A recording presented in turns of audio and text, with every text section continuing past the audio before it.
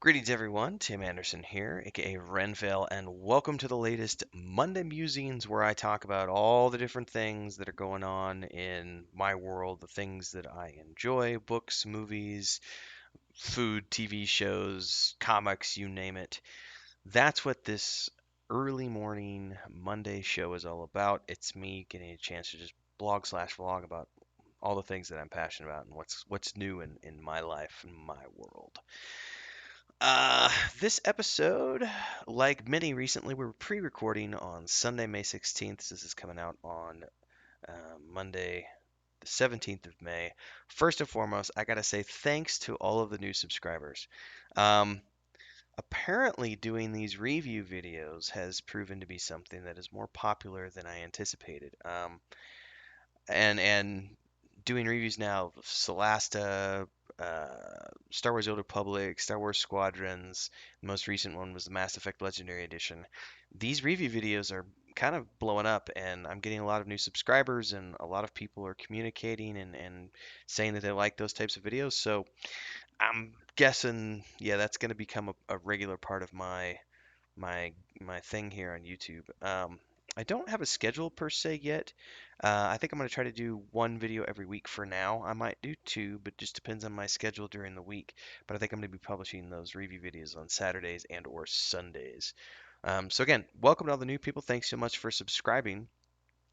And if you haven't already done so and you're stumbling across this by chance, make sure you do subscribe. Hit the bell icon so you get updates for all of the other things that I do here on the channel. And don't forget to check the links below for Discord, um, TikTok, Instagram, YouTube. Wait, we're on YouTube. All the social places where I do things. Uh, yeah. Anyway, first and foremost, yeah, Mass Effect. The Legendary Edition dropped this week, and I stayed up late on Thursday night, which was the 13th, and it came out at 11 p.m. my time, so midnight Eastern. So I jumped in and I played for a few hours Thursday night slash Friday morning, early Friday morning. Then I played a little bit on Friday, a little bit on Saturday, a little bit on Sunday. I've played 3 or 4 hours each session, um, and it's really good to be able to jump back into that world.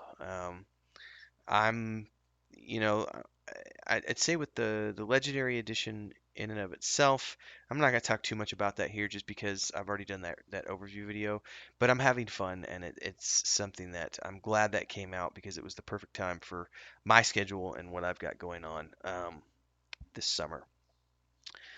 Beyond that, here's something that I've been interested in for quite some time, and the voice cast is just amazing. So Kevin Smith, who I have been a fan of Kevin Smith since way back in the day. Clerks was actually not my favorite film by him, nor was it the first film that I was introduced to him with. The first film that I watched from him was Mallrats, which for my generation, that movie was just because that was still the time when malls were a big thing for my generation growing up. I mean, before we had internet and all this other stuff, like malls were where the arcades were. So you would go to the mall, they would have an arcade, you'd go play video games with your friends at the arcade for a few hours, and then around the mall, you've got all these, you got the comic shops, you've got the CD stores, you've got all these things, and of course the clothes and everything else.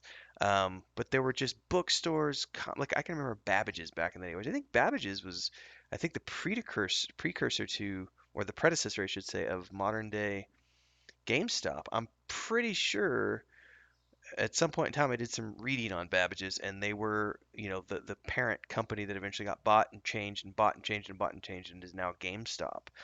Um, so the malls used to have really cool places to go, and so that movie Mallrats for me was my introduction to the what is it called, the Askewiverse, or I forget exactly what he calls it. But then from there I went and watched Chasing Amy, and for probably 5 or 6 years during that part of my life, Chasing Amy was probably one of my favorite.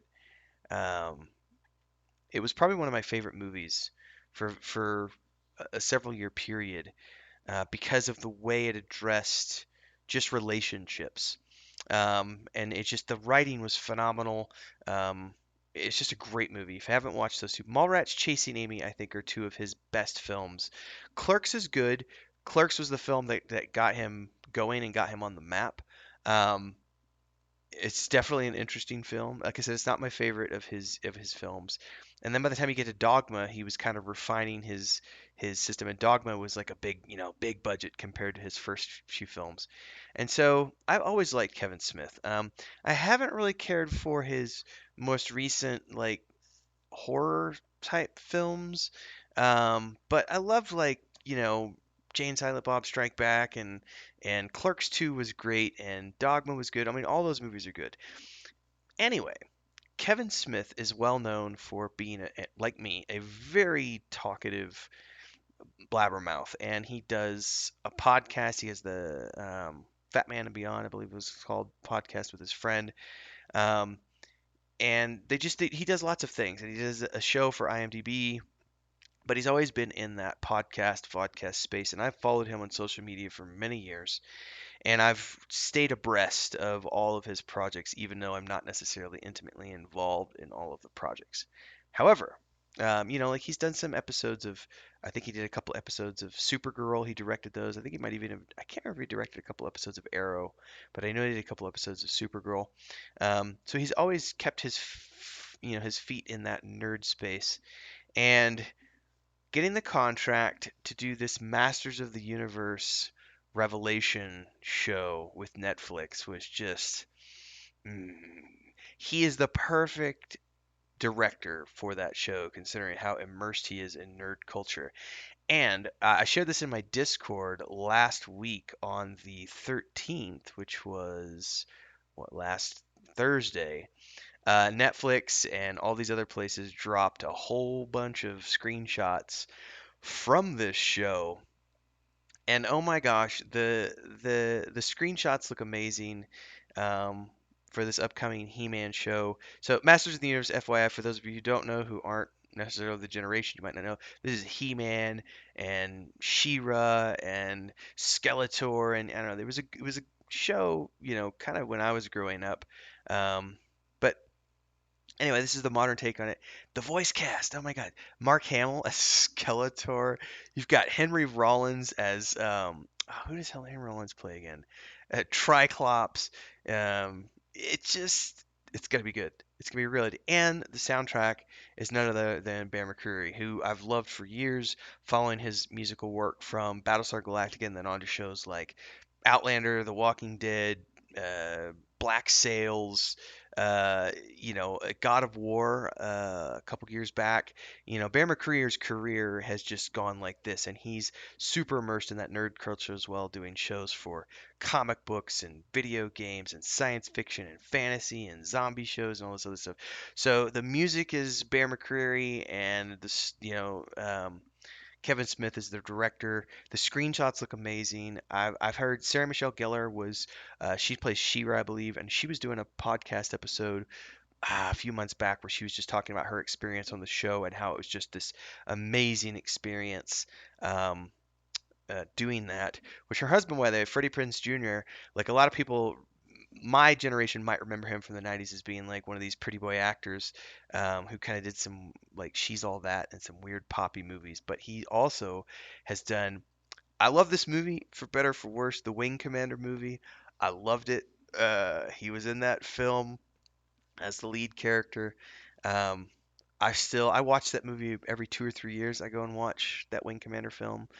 I think it's fun, cheesy sci-fi. Anyway, her husband, Sarah Michelle Gellar's husband, Freddie Prinze Jr., did the main character in the leader of the band in Star Wars Rebels, and so he's also done a lot of voiceover work. And just as a side note, um, anyway, I'm really looking forward to this show.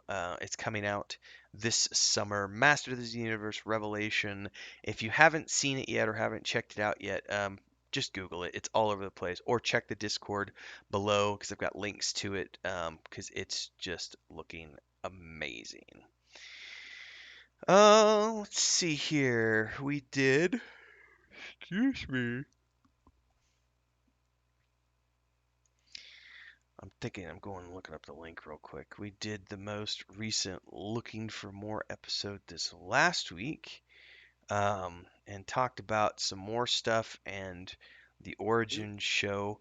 Um, I mentioned Looking for More because this week I was blessed enough to have both of the co-hosts from that show.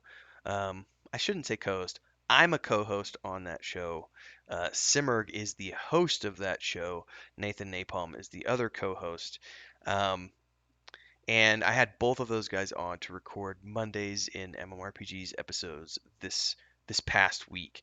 So we're watching this on the 17th. I had Simmer on the 11th of May, and Nathan Napalm was on the 14th of May.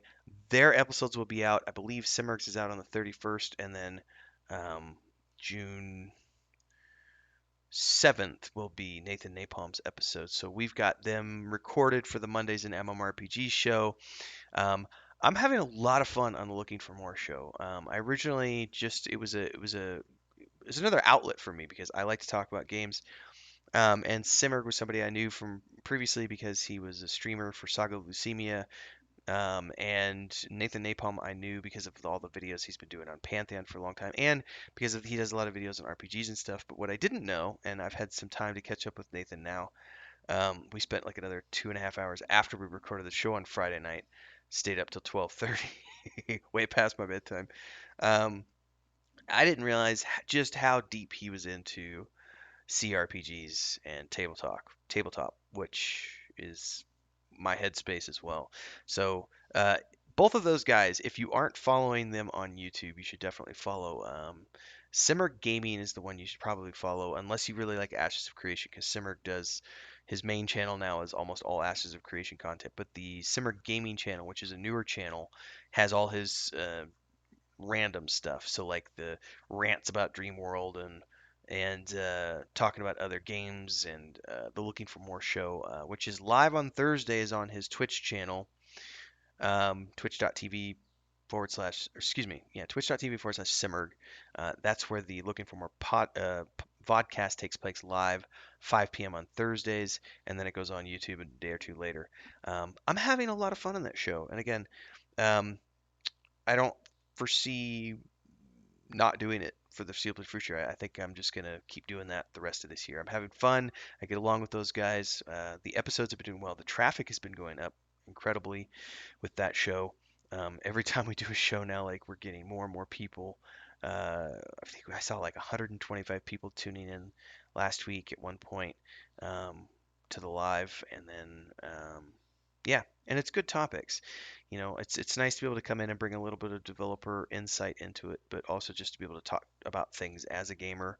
Um, it's similar to what we're doing with the MMR Mondays and MMORPG show, but it's a lot different because Mondays in MMORPGs, we're pretty much, I think every episode that we've done this season has it's independent developers on the show talking about the things that they like and what they're implementing in their games. I think Nathan's the first person we've had on the Mondays and MMORPG show that isn't a developer. Everybody else we've had on the show this season, and we've got some more people who are booked coming up. They're all developers. So the difference between the Mondays and MMORPG show is again that's more focused on the indie developer point of view. So there's a little bit of, you know, us as gamers, but a lot of us talking about what we've done as developers and what we're doing with our various games. And then looking for more is more just talking about games in general and not all MMORPGs. It's mostly focused on MMORPGs, but we've been talking about tabletop games and single player games, and we've been looking at the class action lawsuits going on right now and all this other stuff. So it's been a good show. So if you're not tuning in live, definitely check out the episodes when they come out on YouTube. Um, Great show, and I'm having a good time there. I think I've done half a dozen episodes now with those guys. Maybe it's only been five, but 5 or 6 episodes, and lots of fun. Beyond looking for more, Dungeons and Dragons Dark Alliance. So this is the upcoming game. I believe it's coming out in June, which is a Forgotten Realms game that features the main characters from the Icewind Dale heroes. I forget the exact terminology of these because I'm not intimately familiar with Forgotten Realms like I am with Dragonlance. Um, and I'm rusty on my Dragonlance. But it's Drist, and that's the one character I know. It's those characters from that Hero Quintet series, and it's a co-op game. I gotta say, I watched a dev stream, which I linked in the Discord. It was Dev Stream 1 core gameplay review over on the Dark Alliance YouTube channel. That game is looking just pretty damn amazing. Um, it's also, I'm not a huge fan of those action. I mean, I enjoy them, but it's not my favorite. What's very interesting to me is I've been doing R&D on the evolution of that game and how the studio behind it. If you go watch the Dev Diaries on their YouTube channel and all the interviews they've been doing in the last couple of months since they started doing their publicity round ahead of the game launch, um, it started off as an isometric RPG, and then just eventually, because of the shift in development funding, basically, because when they first started off, they were just building a prototype out of their own pocket and they really wanted to do a D&D game. They approached Wizards of the Coast. Wizards of the Coast said, "Nah, not interested." And they said, "Well, we're just gonna take a risk and develop something anyway." And so they just went forth and built this prototype, and then ended up at GDC and got like half a dozen publishers, I think is what they said, four or five, somewhere around in there, publishers interested in their prototype. And once they knew that they were on the right track with their prototype, they went back to Wizards of the Coast.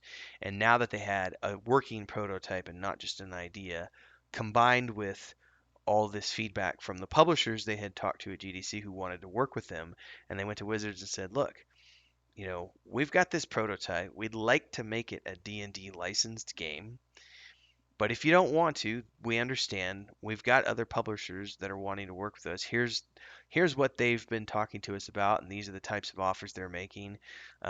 We'd really like to work with you guys. What do you think?" And just over the course of that sheer persistence and multiple conversations, they were able to eventually get Wizards of the Coast to say, "Yeah, sure, let's do this."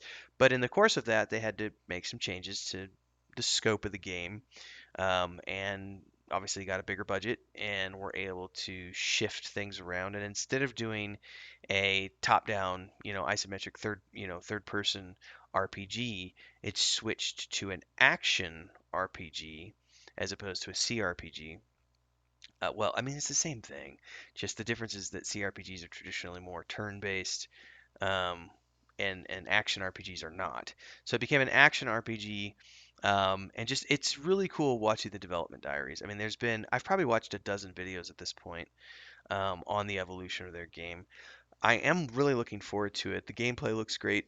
Um, I'm hoping that there's enough story in that game to make it worth it, because a lot of times when I play these co-op games, the story is just really short because they end up having just these you know uh, dungeon runs that you can do with your friends, procedurally generated dungeons or whatever, uh, and you just log in and do these repeatable dungeons with co-op. Excuse me. I'm thinking Destiny 2 in this, because in between the content launches, you're just supposed to repeat those dungeons. And that's not very appealing to me. So I'm really hoping that this game has a 40 to 60 hour campaign. I don't know yet. It remains to be seen. But I like Forgotten Realms. I'm glad that D&D is continuing to even become more popular. Um, and I'm really looking forward to seeing what comes out of the game. That's my phone going off because this this Mass Effect video I did the other night. It's just I'm getting tons of new followers and comments on that. Thank you so much, everybody. It's just amazing to see this kind of feedback and all this stuff coming in. Again, the review thing was not something I anticipated doing, and I've done 5 or 6 review videos now in the past few months, and I think, you know three or four of those have been within the last like month because I saw that the Solasta Studio did very well. So I was like, well, I'm just gonna go start going through my library and doing the games that I like to play, and they're doing well. So thank you so much, everybody. And for those of you who are new, once again, welcome. Thank you very much. Anyway, back to Dark Alliance. Having a lot of fun. Looking forward to it, and um, seeing what comes out of it. On the rumor note, on the Dungeons and Dragons note, they are building there's a company that's building an open world Dungeons and Dragons RPG, but there has been no word on what the setting is going to be yet. And there are rumors going around, don't know if they're true, but there are rumors that it's going to be a Dragonlance setting as opposed to a Forgotten Realms setting because we've already seen we already have an open world Forgotten Realms setting, which is Neverwinter Nights. We have tons of Baldur's Gate games. We've got Baldur's Gate 3 coming out. We've got this Dark Alliance coming out. We're definitely seeing this, you know, that world being well dominated. And the reason the rumor mill is grinding on that is because of the new book series that Margaret Weiss and Tracy Hickman are writing, which, if you remember, there was actually a lawsuit about that last year, a $10 million lawsuit because Wizards at one point was like, well, we don't want to do anything, we're not sure what we're doing with this right now, so we're going to cancel the book series. And they said, no, no, no, no, no. We've already written the first book, we've written most of the second book, we've drafted all this stuff, we've already, set aside other work. No, and they won the lawsuit and it's back on track and it's going. And so some people are saying that the new open world game is going to be set in the Dragonlance world. And if the new open world game is going to be set in the Dragonlance world, oh my god, that would be really cool. I don't know if it is, but if it is, that would be just amazing. So we'll see. Fingers crossed. Even if it's not, it's going to be fun to have an open world RPG. If they can pull something off like God of War, um, yeah, that's something I'll play multiple times over for sure. Um, yeah, let's see what else I got going on here. Thinking about. We just did. I suppose we could migrate over to talking about. Hang on, let me think. Did I watch? Oh, Love, Death, and Robots. Second season. I've not started watching it yet. But it came out yesterday, I believe, or I think it came out on May 14th, so Friday, and I haven't watched it yet because I've been so involved with Mass Effect Legendary Edition, but I'm really looking forward. I'm disappointed though when I went and looked at the episode list because the first season had 18 episodes. Second season has 8. Now, I haven't looked and seen, are these episodes longer? Is that why they've just, instead of doing 18 short episodes, they did 8 long episodes? I don't know yet. I haven't dug in yet. But for those of you who haven't ever watched before, I would say you should definitely check out the first season. Overall, I would say it's kind of like a lot like Black Mirror, but we're dealing with shorter episodes, and not all of them are dark. Some of them are just kind of strange science fiction stories. Like there's one about the blue alien.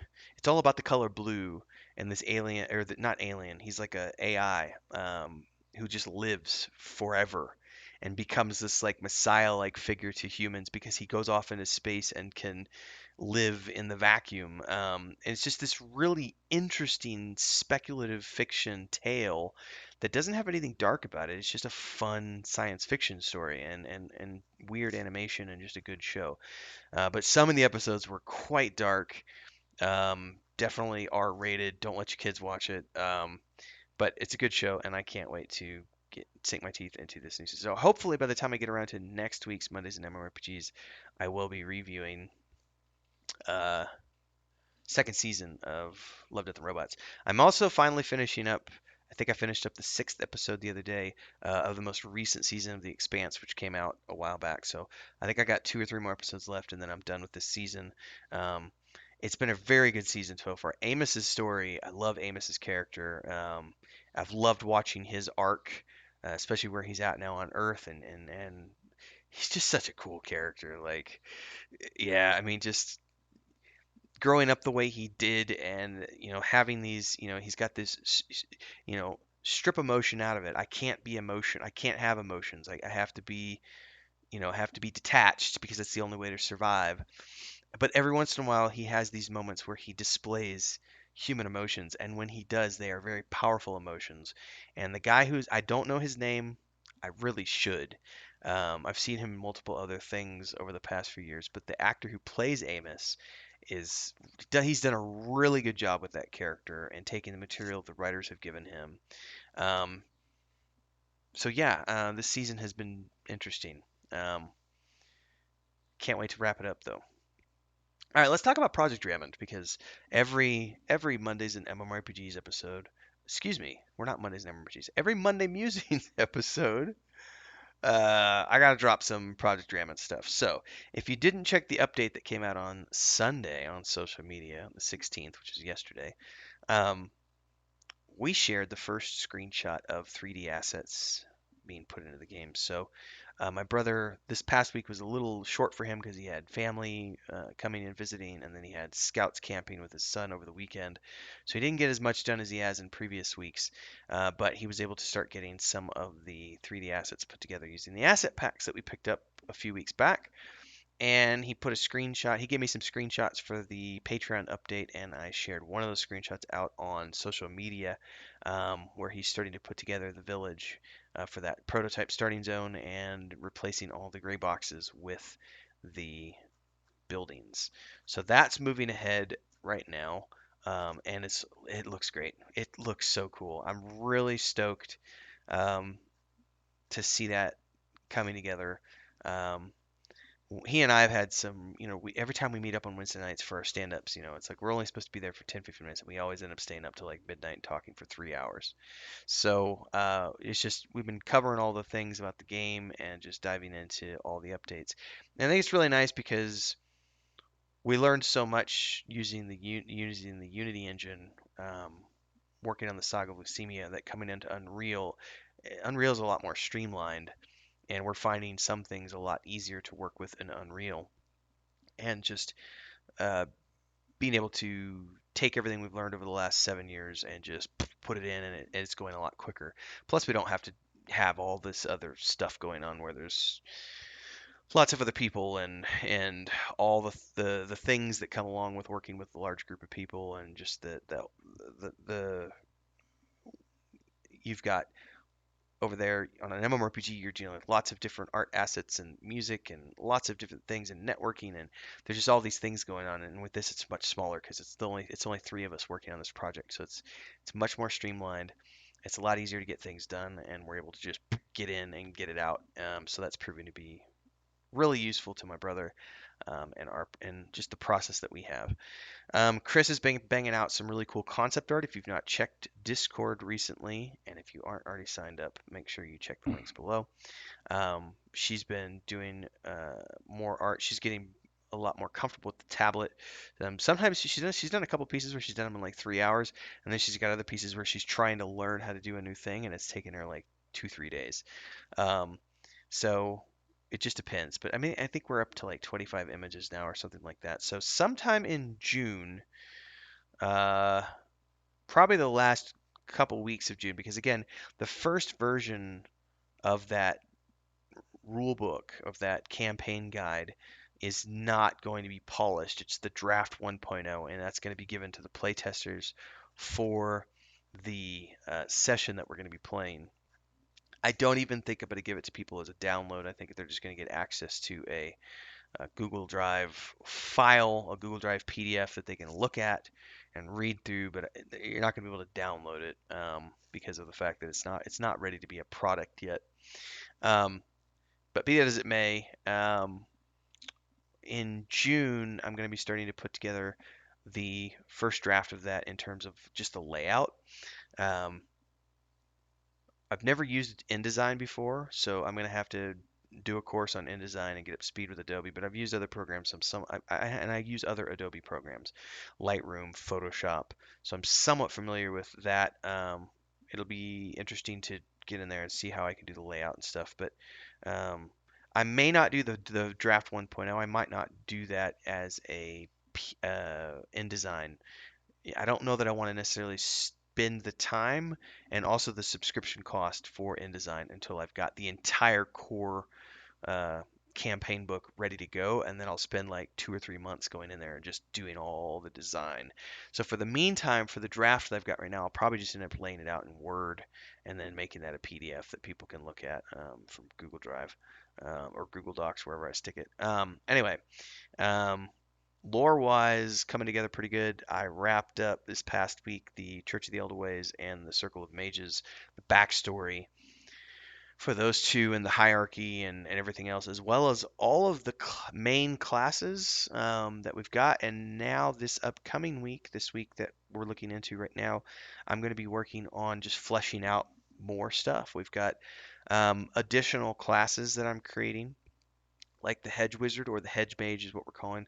I'm not actually using the term wizard in the game. We're using the word mage. Now that might change because in my original drafts for the story, I called everybody wizards, but then when I actually started working on the core book, I changed everything over to mages. Um, I might go back to wizards. I haven't decided yet, but we're using magicians for now. So um, your core magicians, anybody who's part of the circle of mages, they have the 7 branches of magic, right? And if you are one of those branches, you specialize. So the magic system I'm working right now, you get up to 3rd level and you can kind of cast all these generic spells. You get to 3rd level, you have to specialize. Once you've specialized, you only know that line of magic from 3rd level onwards. Then when you get to 12th level, you can specialize again and you get access to a second line. So it's like, oh, I'm going to specialize in earth magic. So from level 4 to level 12, you're only casting earth magic spells, apart from the 1 to 3 spells that are all these generic things like magic missile, sleep, um, you know, cantrips, those types of basic generic spells. Any mage can cast, but once you hit 3rd level, you have to specialize. Whereas hedge magicians, hedge mages, they're not part of the circle of mages, so they haven't been required to specialize. And as a result, they have access to that generalized list of spells um, that most people are familiar with if you've played like any tabletop game before. So for those who just want to play a magician, um, like a general mage, general wizard, we're going to have that available through the hedge mage. Um, and maybe we'll call those hedge wizards. I don't know, but I like. Anyway, that's a new class. I'm putting that class in there. I'm going to do some specialty classes for the. Well, I don't want to get too into it, but we need to have an assassin subclass. I need. I think there's going to be a ranger subclass. I've been thinking about, because there's the general type of ranger who's kind of like Aragorn, kind of like Strider from Lord of the Rings. Um, and then I also like the idea of rangers who have animal companions, because those are very popular in MMORPGs. The animal pet, um, and so I would like to create a subclass of ranger who's they have an animal companion. They can talk to the animal companion. They form lifelong bonds with the animal companions. As a result of that bond, the animals live much longer than they would normally because of that magical connection. So I've got some. There's subclasses kind of tumbling around in here that I'm going to be defining more, and then I've also got some additional factions that we're going to be cooking up for the um, group section. So it's not just the Church of the Elder Ways and the Circle of Mages. There's also other groups. So the rest of the month of May is me just fleshing the rest of that out.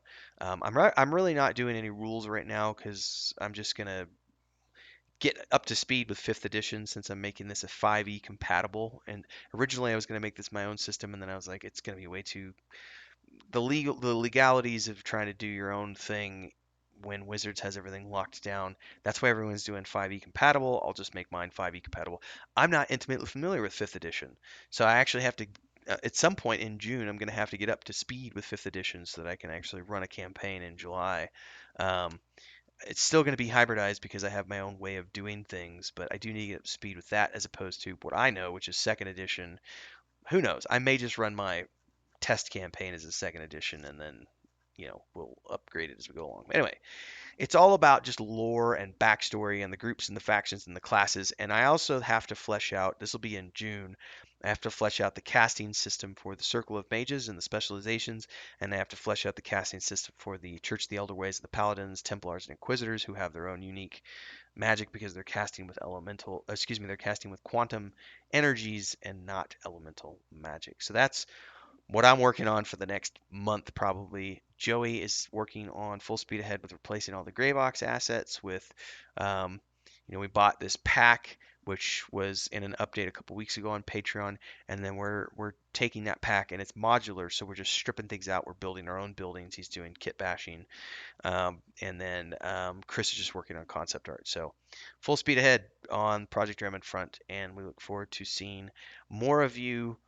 follow along for that because we are getting close. I had a really good talk with Nathan Napalm the other night, and once we've got the demo ready for the single player point and click and the demo ready for the adventure game, he's going to be doing publicity for us and talking about things.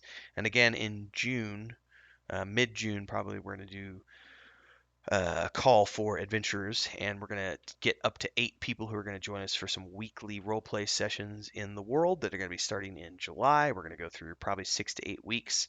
Going to go through that first campaign module, which I'm not fully fleshing out. What I'm doing is I'm doing an outline version of it, and we're going to be doing some of it is going to be kind of structured, but a lot of it I want to just play through that outline with people over an 8 week play session and see how the dice rolls and everything else unfold.